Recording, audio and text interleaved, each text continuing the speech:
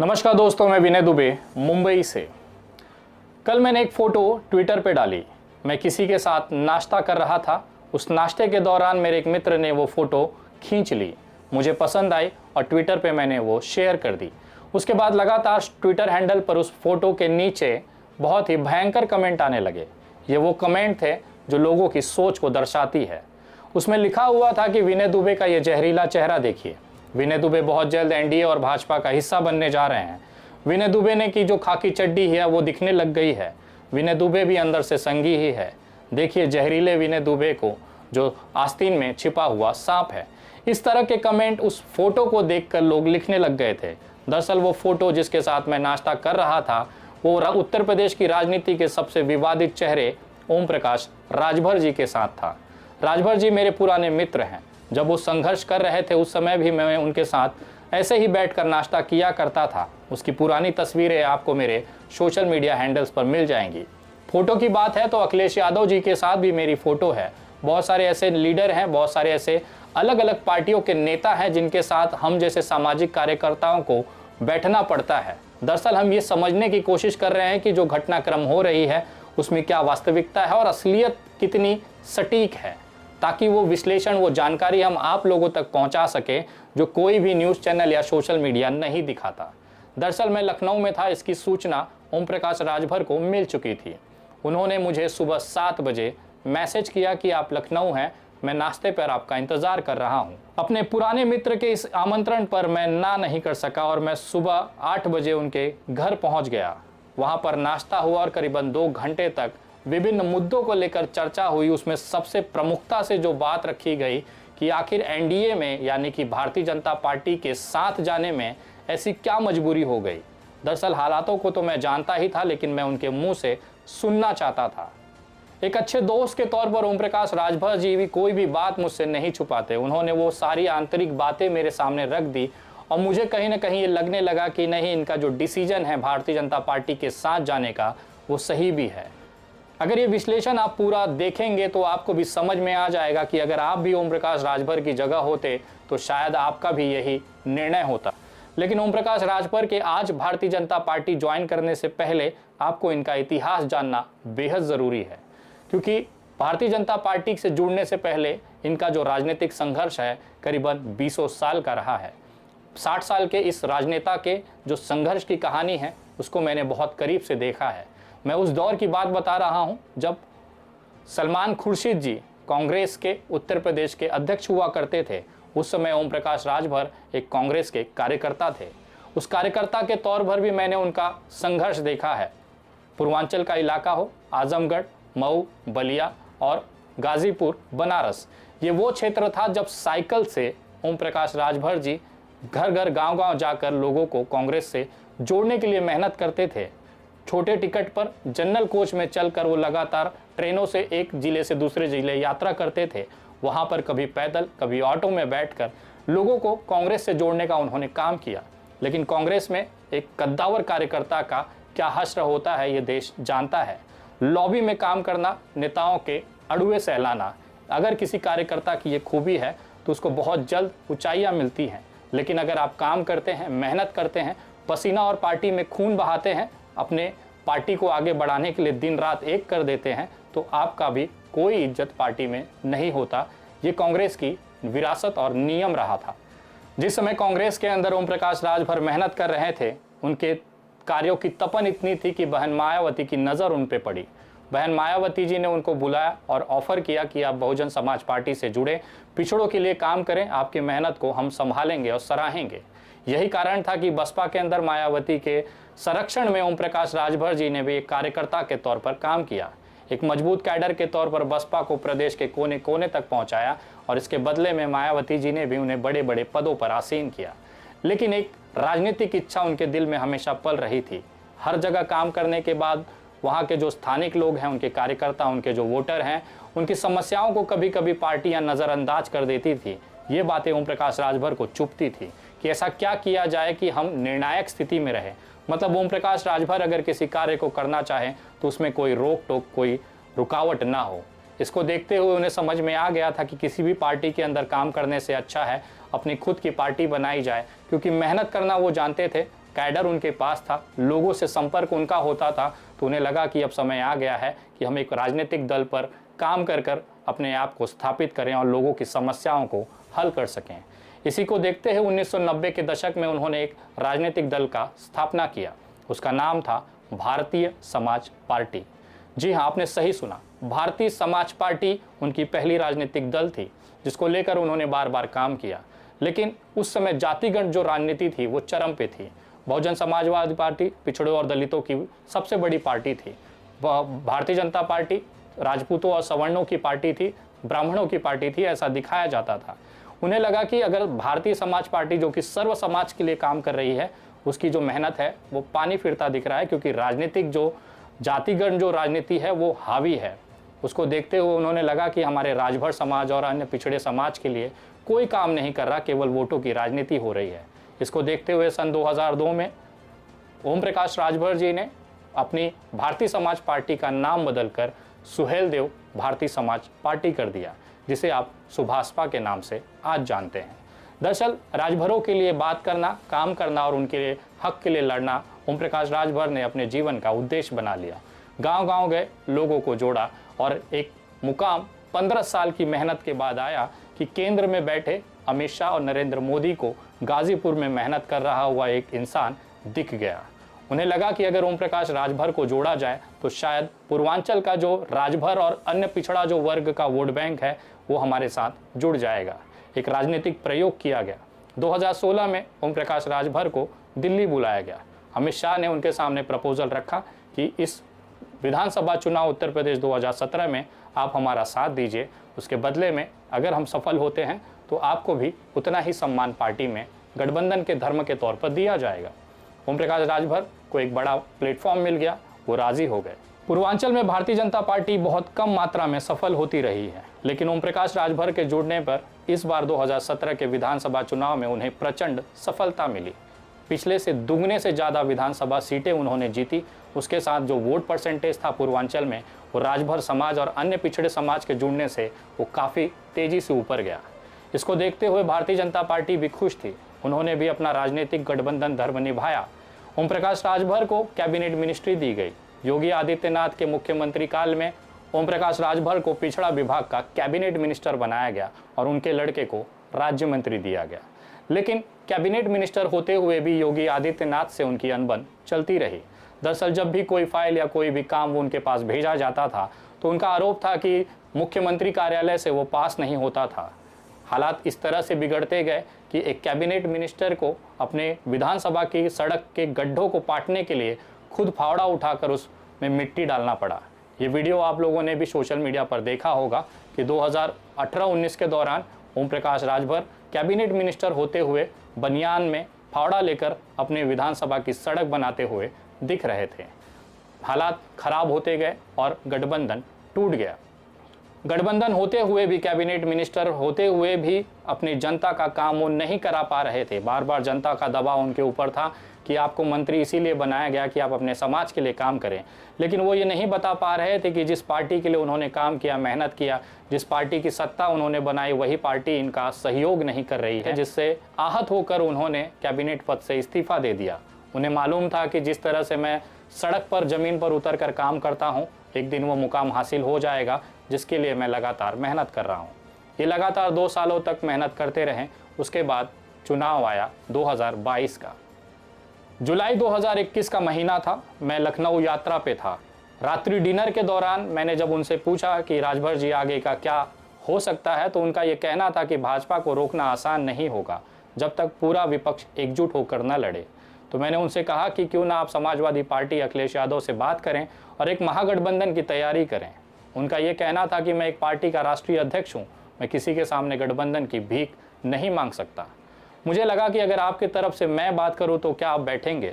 ओम प्रकाश राजभर जी का ये शब्द था, विनय भाई आप पुराने मित्र हैं, आपको जैसा अच्छा लगे आप कर सकते हैं, आपको ये पूछने का अधिकार भी नहीं है, आपको वो सारा अधिकार एक मित्र के नाते पहले से है, आप मेरे लिए कभी भी गलत नहीं सोचेंगे, जो भी आप कहेंगे मुझे मंजूर है।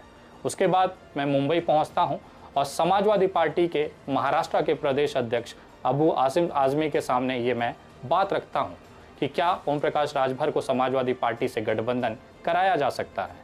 अबू आज़िम साहब इस पे खुश होते हैं। वो कहते हैं कि इससे अच्छा हो ही क्या सकता है, सारा विपक्ष एकजुट रहेगा तो हम मजबूती से भाजपा को टक्कर दे सकते हैं। अबू आज़िम साहब ने मेरे सामने अखिलेश यादव जी को फ़ोन किया। उन्होंने ये कहा कि ओम प्रकाश राजभर जी के साथ अगर गठबंधन किया जाए तो कैसा रहेगा। अखिलेश यादव ने भी इसका स्वागत किया, लेकिन एक कंडीशन उनकी थी कि मैं भी एक पार्टी का राष्ट्रीय अध्यक्ष हूँ, पूर्व मुख्यमंत्री हूँ, मैं छोटे दलों के पास गठबंधन के लिए भीख मांगने नहीं जा सकता। अगर राजभर जी को गठबंधन करना है तो सामने से आए, मैं उनका स्वागत करता हूँ। मामला अब ईगो का था कि कौन सी पार्टी पहल करेगी। इसी को सलूशन करते हुए मैंने और अबू आज़िम साहब ने फैसला लिया कि हम दोनों अपनी तरफ से बात करेंगे और इस गठबंधन के लिए तैयारी करेंगे। इसी बीच ओम प्रकाश राजभर लगातार एक तीसरा गुट बनाने की तैयारी में थे, जिसमें MIM के ओवैसी साहब और चंद्रशेखर रावण का समावेश था। इनके अलावा 9 क्षेत्रीय जातिगत पार्टियां थी जो इस गठबंधन में सुभाषपा यानी कि ओम प्रकाश राजभर के साथ खड़ी हो गई। एक मजबूत विपक्ष रहता तो भारतीय जनता पार्टी को हराया जा सकता था। ये लगभग राजनीतिक तौर पर साबित हो चुका था। इसी को लेकर जब अबू आज़िम साहब और मैं मुंबई से लखनऊ पहुंचे और एक तय समय पर एक गुप्त जगह पर हम लोगों ने एक बैठक आयोजित की, जिसमें ओम प्रकाश राजभर और अखिलेश यादव को मिलना था। दोनों जन आते हैं, बैठते हैं और घंटों तक इस पर चर्चा होती है। सभी चीज़ों पर फैसला होने के बाद ओम प्रकाश यादव खुश होते हैं कि एक महागठबंधन उत्तर प्रदेश में भी तैयार हो रहा है जो भारतीय जनता पार्टी को टक्कर देगा। लेकिन अखिलेश यादव की तरफ से एक ऐसा कंडीशन डाल दिया जाता है जो उन्हें आहत कर जाता है। अखिलेश यादव जी का ये कहना था कि अगर आप गठबंधन में आना चाहते हैं, आपका स्वागत है, लेकिन MIM के ओवैसी और चंद्रशेखर रावण को हम पार्टी के साथ गठबंधन नहीं करेंगे। जब इसको लेकर करीबन 1 घंटे तक चर्चा होती है, लेकिन उसके बाद भी ये सारी मेहनत असफल हो जाती है, क्योंकि अखिलेश यादव अपने फैसले पर अडिग थे। अखिलेश यादव को ये लग रहा था कि ओवैसी के साथ गठबंधन करने पर मुसलमानों को एक मैसेज जाएगा कि समाजवादी पार्टी जो है वो कमज़ोर हो रही है, उन्हें ओवैसी की मदद पड़ रही है। यही कारण थे कि वो ओवैसी और चंद्रशेखर रावण को नहीं लेना चाहते थे।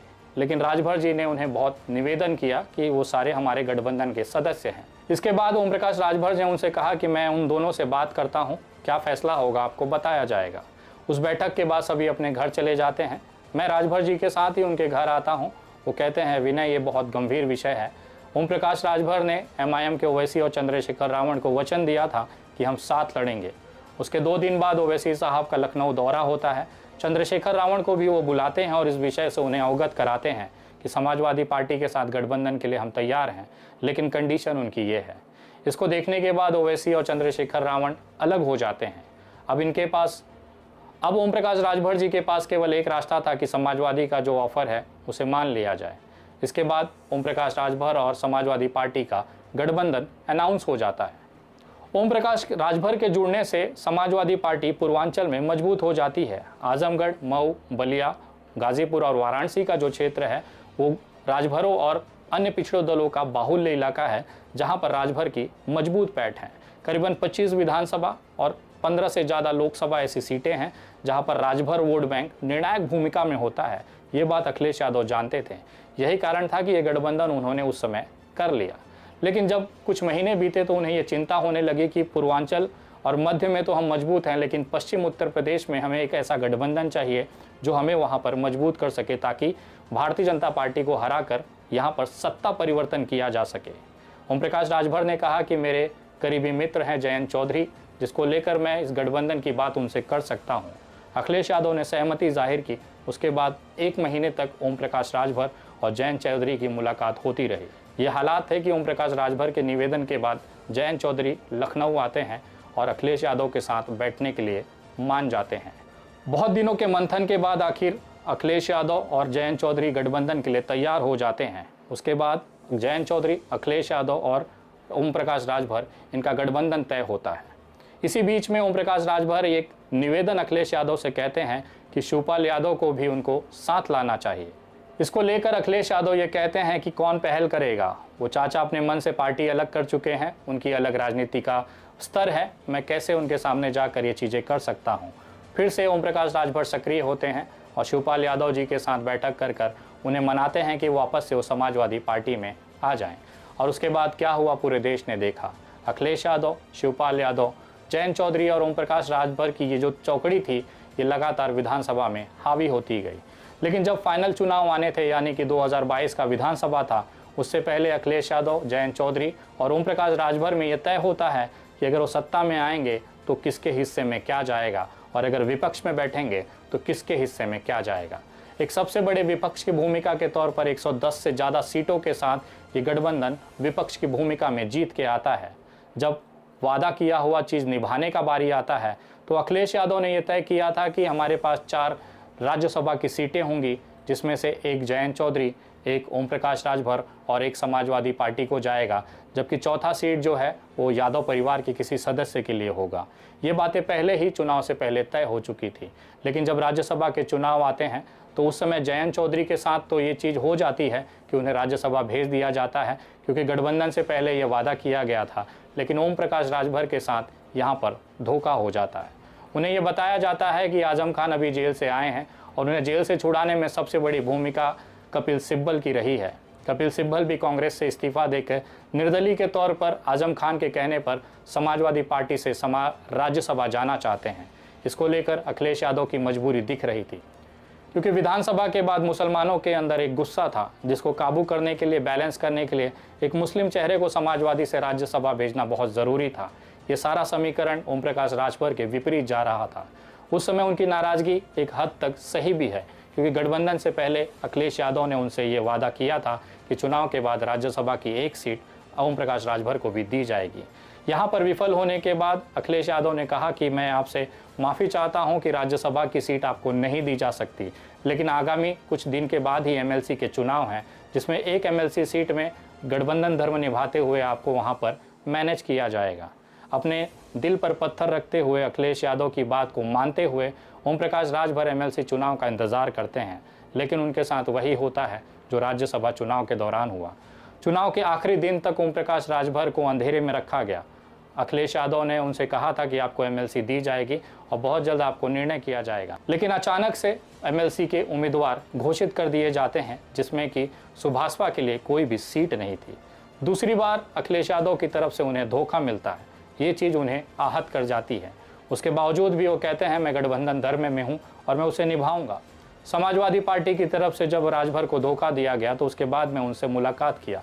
वो आहत थे, लेकिन कहते थे कि विनय, मैं अपने शब्दों से नहीं मुकर सकता। मैंने अखिलेश को वादा किया है कि जब तक ये गठबंधन में मैं सह सकता हूँ, मेरी सहनशीलता है, मैं रहूँगा और अपना काम करता रहूँगा। इसी के बाद आजमगढ़ की लोकसभा सीट खाली होती है। उसके बाद वहाँ से धर्मेंद्र यादव को समाजवादी का उम्मीदवार बनाया जाता है और सबसे ज़्यादा उस सीट पर जो मेहनत करते हैं वो थे ओम प्रकाश राजभर। अगर चुनाव निर्णय के बाद आप धर्मेंद्र यादव का वीडियो देखेंगे, ट्विटर हैंडल देखेंगे, तो उन्होंने ओम प्रकाश राजभर को धन्यवाद कहा था कि समाजवादी पार्टी के कार्यकर्ताओं से ज़्यादा ओम प्रकाश राजभर ने उनकी सीट के लिए मेहनत किया। ये शब्द खुद धर्मेंद्र यादव के मुंह से वीडियो इंटरव्यू में अन्य समाचार चैनलों पर दिखाई दिए थे। इसका मतलब साफ था कि ओम प्रकाश राजभर अपने लिए लगातार समाजवादी को एक गठबंधन धर्म निभाते रहे हैं, लेकिन बार बार उनको उनके तरफ से धोखा ही मिला है। ये सब चीज़ें चलती रही। उसके बाद एक समय ऐसा आया जब अखिलेश यादव ने ओम प्रकाश राजभर को लगभग बगल कर दिया। दरअसल ओम प्रकाश राजभर के लिए ये कोई नई बात नहीं थी। समाजवादी पार्टी का ये हमेशा से पैटर्न ही रहा है। अगर समाजवादी पार्टी बसपा का गठबंधन देखा जाए तो चुनाव तक सब सही था। जैसे ही चुनाव बीता, समाजवादी पार्टी ने बसपा से गठबंधन अलग कर दिया। समाजवादी पार्टी की जितनी भी गठबंधन हुई है, चाहे उसे आप राहुल गांधी की कांग्रेस की सरकार वाली भी देख सकते हैं, उस समय भी कांग्रेस के साथ गठबंधन हुआ। सभी चीज़ें चुनाव तक सही चलती रहीं। जैसे ही चुनाव बीता, समाजवादी पार्टी ने कांग्रेस को बगल कर दिया। दरअसल ये इनकी पुरानी नीति रही है। समाजवादी केवल गठबंधन कर एक फ़ायदा लेते हैं, उसके बाद चुनाव के बाद उन्हें बगल कर दिया जाता है। ओम प्रकाश राजभर ये चीज़ें जानते थे। उसके बावजूद भी उन्होंने केवल भारतीय जनता पार्टी को रोकने के लिए, अपने लोगों की बातों और काम को करने के लिए उन्होंने समाजवादी का साथ दिया। लेकिन बार बार धोखा मिलने के बाद उन्होंने सोचा कि यहाँ पर समय बर्बाद करने से अच्छा है अपने लिए मेहनत करो। उसके बाद वो लगातार बसपा के सुप्रीमो बहन मायावती जी के संपर्क में रहे। वो ये चाहते थे कि 2024 के लोकसभा चुनाव जब भी होंगे, उस समय बसपा को भी विपक्षी दल के तौर पर एक सम्मिलित कर वहाँ पर एक बड़ा महागठबंधन तैयार किया जाए, जिसको लगातार वो कांग्रेस के सोनिया गांधी, ममता बनर्जी, नीतीश कुमार और अन्य विपक्षी दलों के साथ ओम प्रकाश राजभर जी लगातार संपर्क में रहें। ये बातें मैं इसलिए भी जानता हूँ कि बहुत सारे फ़ोन मेरे सामने किए गए जिसमें ओम प्रकाश राजभर जी से इस विपक्षी गठबंधन को लेकर बात की गई। ओम प्रकाश राजभर ये चाहते थे कि बसपा को भी इस महागठबंधन का हिस्सा बनाया जाए। इसको लेकर समाजवादी पार्टी बहुत कट्टरता के साथ विरोध करती रही, जिसको लेकर बार बार ओम प्रकाश राजभर मीडिया में बोलते रहे हैं कि बसपा को भी इसका हिस्सा बनाया जाए। कारण चाहे जो भी हो, लेकिन बसपा को विपक्षी दलों के महागठबंधन का हिस्सा न बनाना अखिलेश यादव की सबसे बड़ी कंडीशन थी, जिसके सामने पूरा विपक्षी गठबंधन जो था वो सरेंडर था। इसके बार बार प्रयास करने के बाद भी बसपा की तरफ से भी ये निर्णय घोषित कर दिया गया कि हम भी इस तरह के किसी भी गठबंधन का हिस्सा नहीं होंगे। महागठबंधन की तरफ से बसपा के लिए जब दरवाजे बंद किए गए, बसपा ने भी इस महागठबंधन में जाने से के सारे रास्ते बंद कर लिए, तो उस समय ओम प्रकाश राजभर जो कि एक क्षेत्रीय पार्टी है, उसके पास अब केवल राजनीतिक तौर पर एक विकल्प बचता था, वो भी भारतीय जनता पार्टी। जब ये सारा चीज़ घटनाक्रम चल रहा था तो भारतीय जनता पार्टी के उत्तर प्रदेश के उप मुख्यमंत्री ब्रिजेश पाठक लगातार ओम प्रकाश राजभर के संपर्क में थे।